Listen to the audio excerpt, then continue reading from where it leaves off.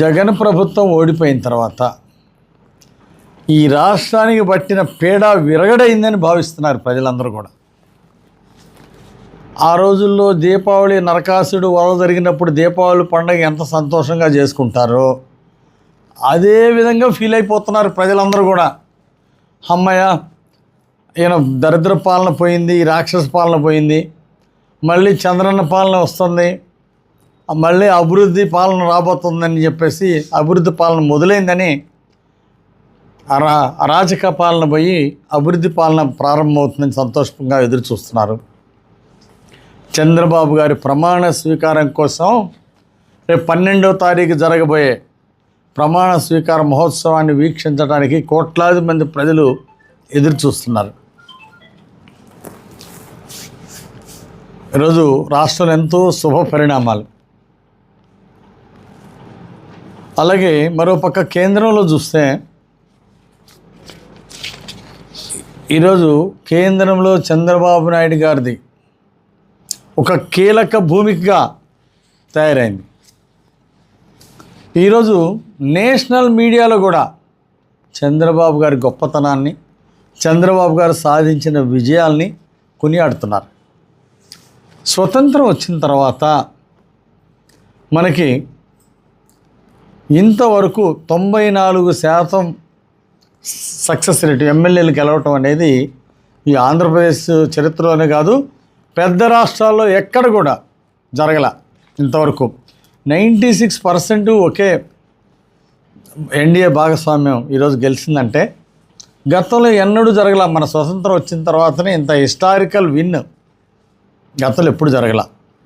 ఈరోజు చంద్రబాబు గారి గతంలో 2014 నుండి 19 దాకా చేసినటువంటి అభివృద్ధి ఈరోజు ప్రజలందరూ గుర్తుపెట్టుకున్నారు. ఆ రోజు ఇచ్చినటువంటి శాంతి భద్రతలు, లా అండ్ ఆర్డర్ కంట్రోల్ చేయడం కానీ, లక్షలాది మందికి ఉద్యోగాలు ఇవ్వడం, పరిశ్రమలు తీసుకొచ్చి ఉద్యోగాలు ఇప్పించారు. ఇట్లా ఆ రోజు అందించినటువంటి సుపరిపాలన, అమలు చేసినటువంటి సంక్షేమం, చంద్రబాబు గారు ఒక కంటితో 2 కళ్ళలాగా చూశారు సంక్షేమాన్ని, అభివృద్ధిని. ఆ విధంగా అభివృద్ధి చేసి చూపించారు. ఆ మంచి రోజులు గుర్తు చేసుకొని ఒక్క అవకాశం అంటే 2019లో చంద్రబాబు గారు ఎంత అభివృద్ధి చేసినా, చంద్రబాబు గారి ప్రభుత్వం అభివృద్ధిలో శభాష్ అన్నారు, సంక్షేమంలో శభాష్ అన్నారు.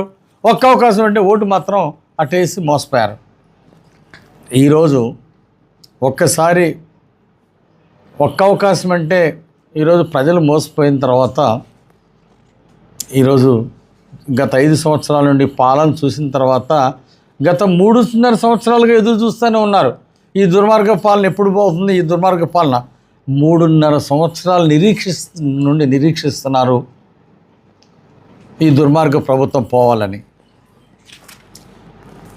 ఎదురు చూస్తే ఈరోజు ఎలక్షన్లు వచ్చిన తర్వాత ఓటు అనే వజ్రాయుధంతో ఈ జగన్మోహన్ రెడ్డి ప్రభుత్వానికి గుణపాఠం చెప్పటం, ఈరోజు ప్రజలు సాధించినటువంటి విజయం, ఈరోజు రాష్ట్రం సాధించిన విజయం, రాష్ట్ర ప్రజలు సాధించినటువంటి విజయం, ఈరోజు ఎన్డీఏని భారీ మెజారిటీతో 164 సీట్లతో ఎన్డీఏని గెలిపించడం అనేది ఈరోజు హిస్టరీ.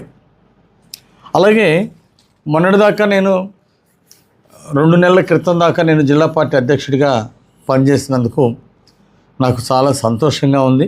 7 సీట్లు గెలవాలనేదే నా లక్ష్యం మొదటి నుండి. నేను జిల్లా పార్టీ అధ్యక్షుడిగా పల్నాడు జిల్లాకి అయిన మొదటి నుండి, గతంలో సమైక్య గుంటూరు జిల్లాకి 2 సార్లు పనిచేశా చంద్రబాబు గారు ఆశీస్సులతోటి. యునానిమస్గా అందరూ కూడా నన్ను ఆ రోజు సమైక్య జిల్లాలో కూడా జీవి ఆంజనేయులే ఉండాలని ఆ రోజు నన్ను అందరూ 2వ సారి కూడా నన్ను ప్రపోజ్ చేయటం నాకు ఎంతో సంతృప్తి, ఆనందాన్ని ఇచ్చింది ఆ రోజు. ఆ తర్వాత ఇక్కడ పల్నాడు జిల్లాకు వచ్చిన తర్వాత ఇక్కడ 7 సీట్లు గెలవాలనుకున్నా. గతంలో నాకు సమైక్య గుంటూరు జిల్లాతో ఉన్న అవినాభావ సంబంధంతో అన్ని సీట్లు గెలవాలని చెప్పేసి నేను దేవుళ్ళని కూడా మొక్కా. ప్రజలు మా మొరాలకించారు. ప్రజలే ఈరోజు చంద్రబాబు గారు ముఖ్యమంత్రి కావాలి, మళ్ళీ పవన్ కళ్యాణ్, చంద్రబాబు గారు, మోడీ గారు టీం రావాలని చెప్పేసి ప్రజలే ఒక యజ్ఞంలా చేశారు. ఈరోజు సమైక్య గుంటూరు జిల్లాలో అన్ని సీట్లు గెలవటం, అలాగే గుంటూరులో కూడా పల్నాడు జిల్లాలో కూడా అన్ని సీట్లు గెలవటం 7కి 7 సీట్లు గెలవటం అనేది ఇది కొత్త చరిత్ర.